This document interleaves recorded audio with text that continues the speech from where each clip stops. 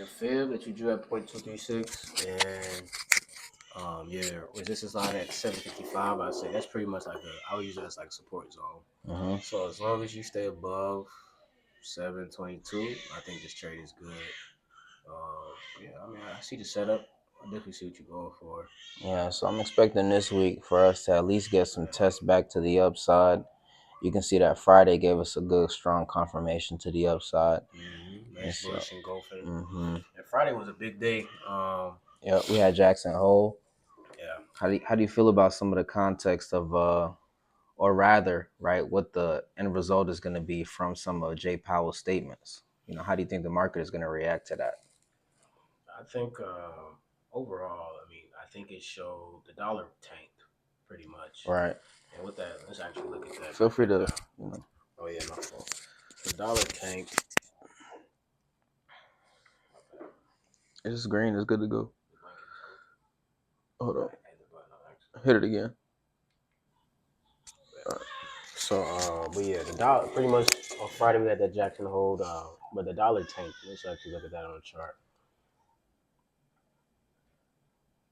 So this is the daily too. Yeah, so this is Friday, right? Yeah, exactly. This big push down was from Jackson Hole, and I think that just shows like the sentiment of the dollar, and the dollar getting weaker is pretty much like less faith in the dollar is like how I would describe the sentiment in the market from that, right? So less. If you've been looking at it around like just globally in different economies, there's been a lot of people like cashing out on their bonds, cashing out on their treasuries.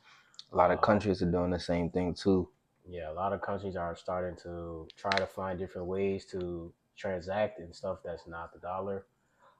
So yeah, I'm not saying sell all your stocks, but just saying that it was a big day, as you can see by this bearish engulfing candle for the dollar dropping, and that's a direct result from that the Jackson Hole. If you don't know what Jackson Hole is, pretty much a conference where different lawmakers, the banks, the Federal Reserve invites different banks and pretty much policymakers and people involved in that financial space to come and just discuss pretty much economy and just like what's the plan going forward, right? Like what to expect and what to expect going forward. So yeah, every month that they meet, they kind of give guidance for like the next 30 days based on the previous month's data. And so they usually go on vacation in July, right? I didn't know that. Okay. I think they usually go on vacation in July. So August was really the first report that included the effects of the 90 days, right? The 90 days post tariffs, right? That started in April. So we're coming into August, or we're coming into September, middle to the end of that Q3. And Q4 is always typically really big for a lot of companies, a lot of, different types of institutions. So definitely that full year guidance or that guidance that companies or even Jackson Hole give, it tells a lot of investors essentially what to expect, right? But nevertheless, we got the dollar up. Let's pull up the overall market, right? Because we talked about how kind of the market reacted. So let's take a look here. We're still on the daily, and adversely, right? The SPY shot up, but it makes you think, okay, if the dollar goes down, why would SPY be going up, right? But you have to understand, when the Federal Reserve or when any type of government takes the incentive to do any types of money printing, right? Whether it's because of legislation or some sort of relief, all those dollars in supply need to find a place to go, right? So the dollar chart, we saw that it was going down. So of course the dollar is going to be less valuable if there's more physical nominal amount of dollars going around. But then when we see SPY, we see where does the money go, right? And so nominally, SPY is moving upwards, which that totally makes sense. If people are expecting for there to be more money in circulation, we expect that to circulate towards whether it's stocks, whether it's other, producing assets, right? We're expecting the dollar to go somewhere, right? Or And just so in general, it's like if the value of something, if the value of right? The stock SPY is based in dollars, right? So if those dollars are worth less, then that means the number of SPY would go higher, right? Because it Right. takes more dollars.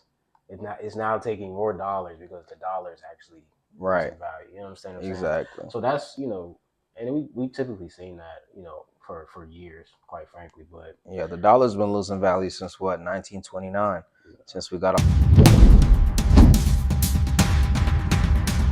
off the gold standard. So I mean, that's the whole thing about. And I know we're turning this now to a monetary policy segment, but really, yeah, honestly, since we're already here, we might as well break it down, right? So honestly, just like Billy Yen said, right, when the Fed is printing more money, that's going into circulation in the economy, right? And it might not show immediately, right? You're not just going to print money and immediately see it spent, but you might. For example, Trump is in office.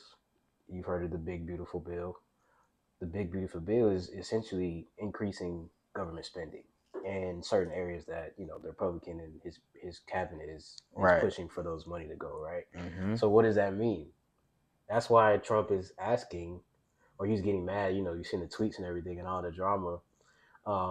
He's pressuring Powell to lower interest rates. What does lowering interest rate do? If I lower the interest rate on the money, essentially it's going to incentivize People to you borrow money. to go. But it's even, it trickles down to people. But first, like the Federal Reserve breaking down interest rates is essentially like interest rates to the government, right? Mm-hmm. And to banks who loan out money. Exactly. So the interest rates right now, they're what, like 4 or 5% or something like that. That's why 3. Yeah, I think it's closer to 3. Right, it's 3, and the goal is 2 or something of that nature. Mm-hmm.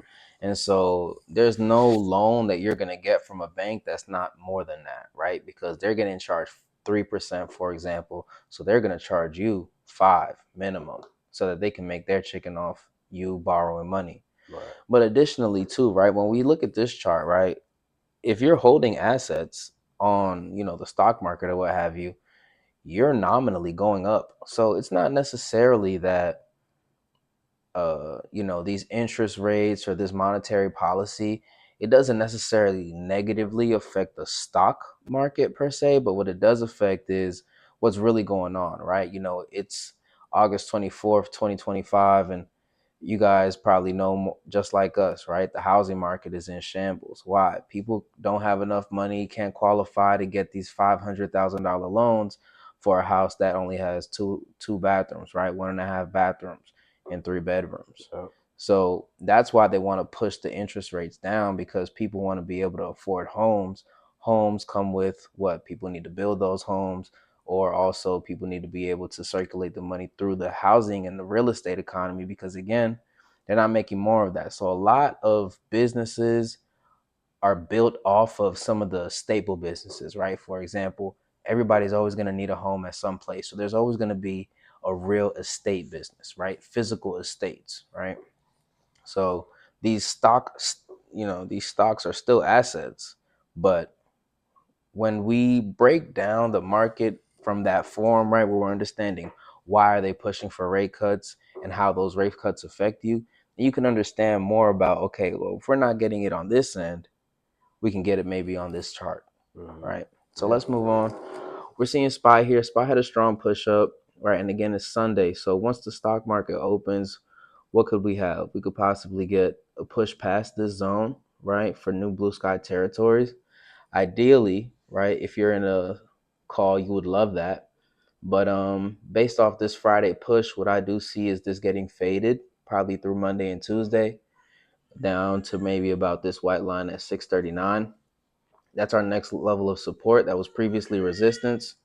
As you can see here, previously in the past, it came up as resistance, and then it came pushed back. So it was technically supposed acting as support here, overshot, and now we're back above. So do expect price to come back into this zone, and then maybe Thursday or Friday of next week, try to test new all-time highs. I think that's fair. I like that analysis. After that big push, like we said, we had the Jackson hold. So that's what drove this big push up. So I definitely think there will be some type of correction. Yeah. At least early in the week, just because that was like a major, like obviously this candle complete. This is what we call bullish engulfing, right? Why it engulf? Usually bullish engulfing is just from the previous candle. Not only did it engulfed the previous candle. It engulfed, what is this? Since it's almost a week worth of trading days, and it completed all that in one day. So what does that mean, bullish engulfing? That's just a sign of strong bullish momentum. So that's why overall we are bullish on SPY, but we're just saying be wary of maybe a small pullback, Monday and Tuesday. But it might not, you know what I'm saying? It might just keep shooting. And if that's the case, just like Billy Ginn said, we are in blue sky territory. So now we're just gonna do my top two picks for the week that I'm currently in and looking forward to this week. So number one, we have StarBucks. Zoom out a little bit here. Yeah, and we got some exposure to StarBucks on our previous talk on the weekly roundup, right? We saw the opportunity happen to jump in last week, so we talked about that on the weekly roundup. Make sure you tune in to next week's weekly roundup. We always do them on Fridays, right? We recap the week and we see how the stocks perform based on our price discovery call. But let's move on. Absolutely. So I'm just going to delete these fibs for the time being. Yeah. But overall, monthly, right? I wouldn't say we're in a downturn, but just pretty much recapping what we talked about on the weekly roundup. We did get a major push down, right? March and April. Then we got a retracement, right? So if you wanted to draw the fib, I typically don't draw fibs on such higher time frames, but this just seems like a perfect opportunity to, right? So I'm going to draw from the top of the move to the bottom of the move, right? And you can see we're perfectly at the 0.382 retracement. It's probably hard to see on your end, but if you can focus here, the 0.382 retracement zone is a price reversal zone that we like to play. It's currently at 91, so just round it up to say $92. So overall, I mean, I would say as long as the trade is, we're in puts, right? So I'm in $89 puts that expired 2 weeks out. So as long as we don't close above 92, I'm in this trade. Looking closer, you can see just how the Bears came in and started dominating this market here, right? So we got big push down, consolidation, retracement, or some people like to call this expansion, right? Because this is the consolidation. This is where a lot of people get faked out, right? If you were in puts here trying to finish this nice bearish momentum, you would have got faked out here. Like, oh, okay, trade's over. Whole time, this is the trade. You understand? So this is where foolish money plays. This is where smart money plays. So overall, when we came up here, we started getting indecision. You can see all these wicks at the top, right? This is just indecision here, which, like I said, coincides perfectly with our 0.382. And then, we got the bearish engulfing in July, end of July. Then we came up, another retracement, never closed above this candle, right? Then we got 2 consecutive wicks at the top, red candles, strong body bears, right? So overall, I mean, I like this play. Like I said, I'm in $89 puts. I'd say TP1. Let me just go back up. Honestly, I use my fibs for TP as well, right? Because it kind of just shows you where those key where you can expect the price to actually go. Exactly. Yeah. So I'm trying to scoot over here. Oh, I'm tripping. Okay, here, yeah. So I would say TP1 would be the 0.236. So to be safe, $86, right? And that's not even that big of a move because you can see this candle touch. Last week we ended up touching 86, right? But we bounced up. So I mean, love this play. Like I said, I'm in $89 puts. Trying to ride TP1 to 86, TP2 you can say about 84, TP3 81. All right, moving on. Next pick we have is next pick, Nvidia. Yeah. All right, so Nvidia. All right, so Nvidia had a big push up.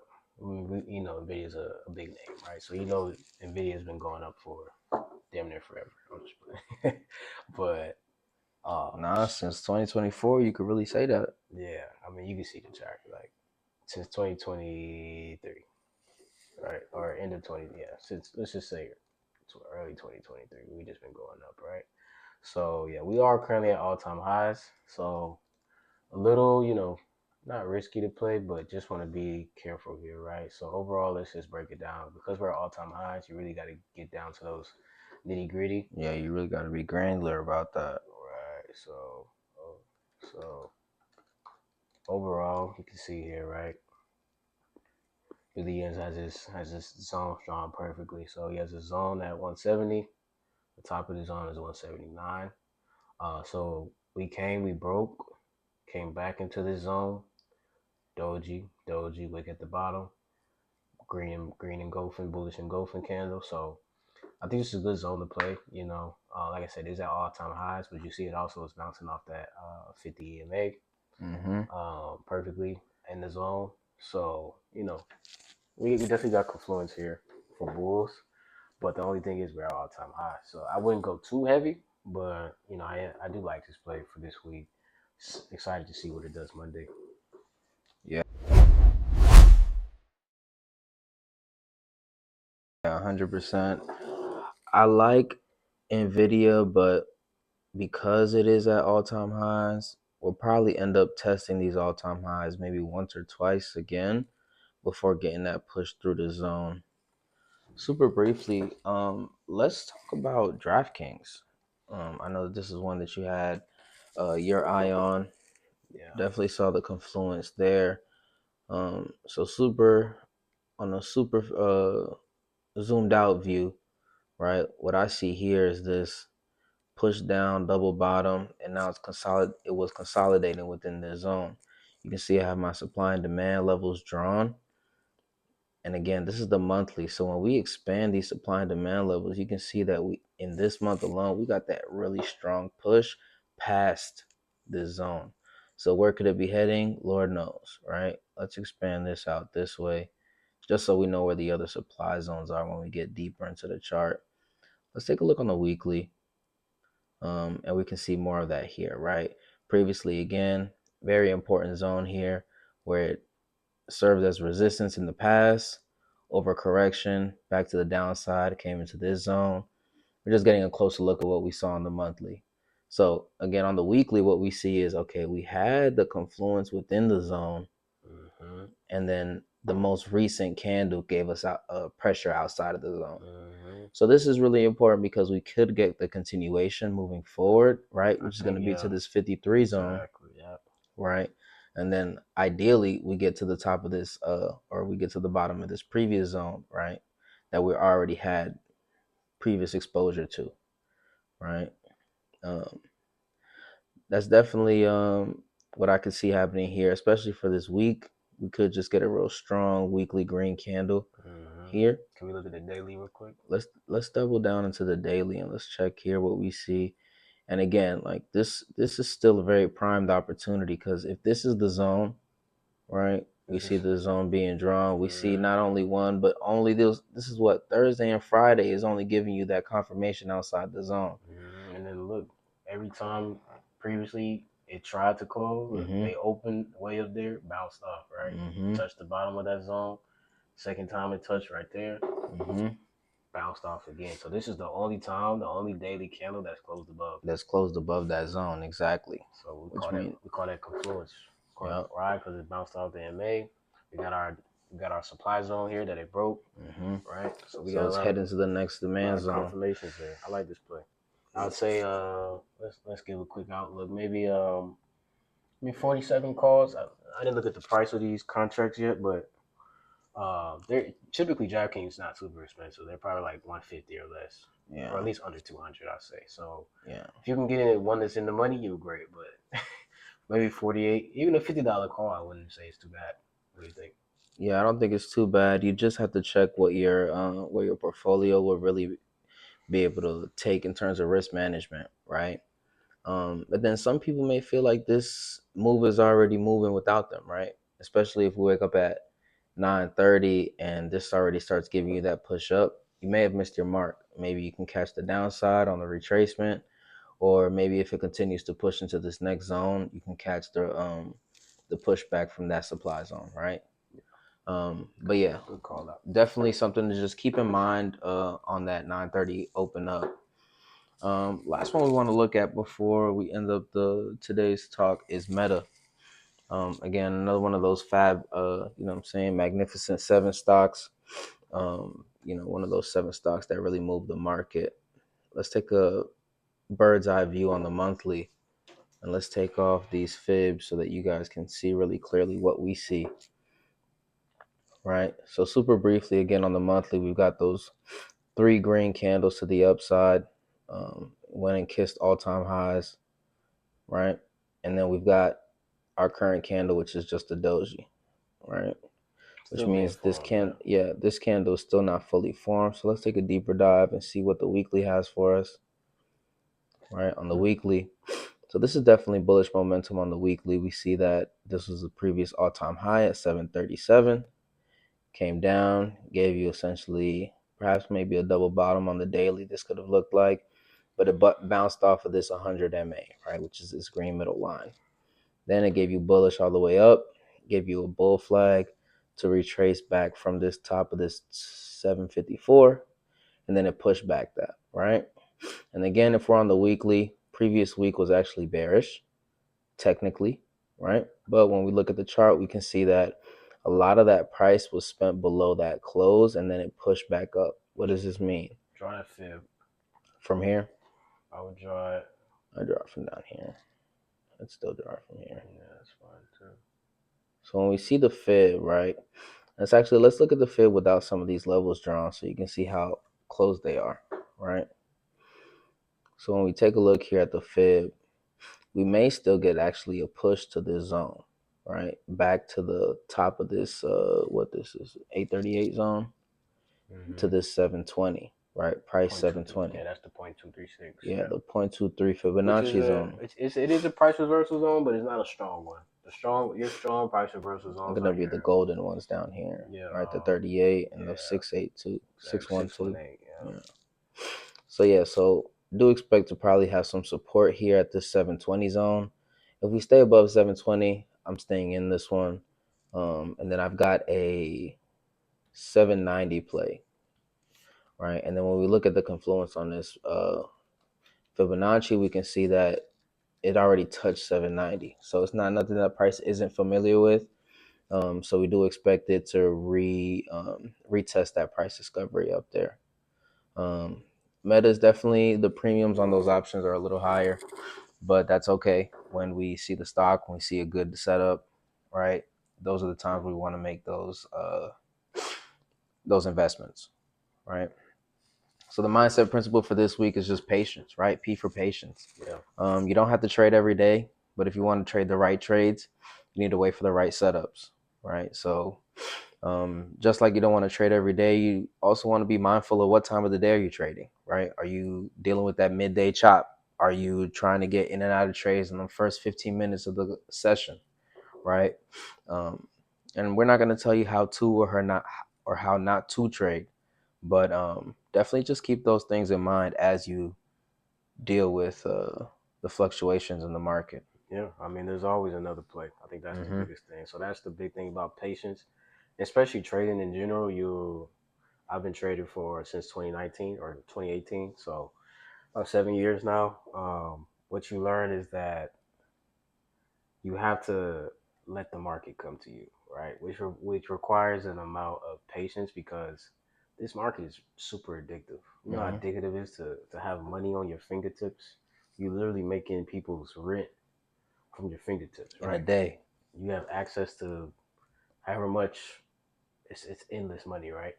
But that can be motivating and exciting, but that can also be a lot to deal with, right? Because you have to have risk management and you have to have patience. So just practice patience in everything you do, not just in trading, but especially in trading, you have to have that psychology of, hey, I'm not going to rush a play. I'm not going to rush into another thing because I have fear of missing out. I'm going to give what the market. I'm going to take what the market gives me, and that's it. So yeah, big. The big thing this week is patience. Yeah, yeah. Um, what I love about the market is that it teaches you so much about yourself, right? Just like going to the gym or just like fishing, you're not gonna force the fish. It's impossible, right? You can't force the fish to hop onto the line, right? You just set it, and either you're gonna hit that day, or maybe it's not your day. Maybe tomorrow's your day. But Yeah. yeah, P for patience, super important. Nevertheless, that's it for price discovery. Tune in for today's mathematics on Friday for your weekly roundup where we'll go over Meta, we'll go over StarBucks, we'll go over DraftKings, and we'll go over Nvidia and see how they perform throughout the week. Yeah. Have a blessed week. Yep. We'll see Appreciate you on y'all the tapping charts. in. Type shit, type shit, type shit.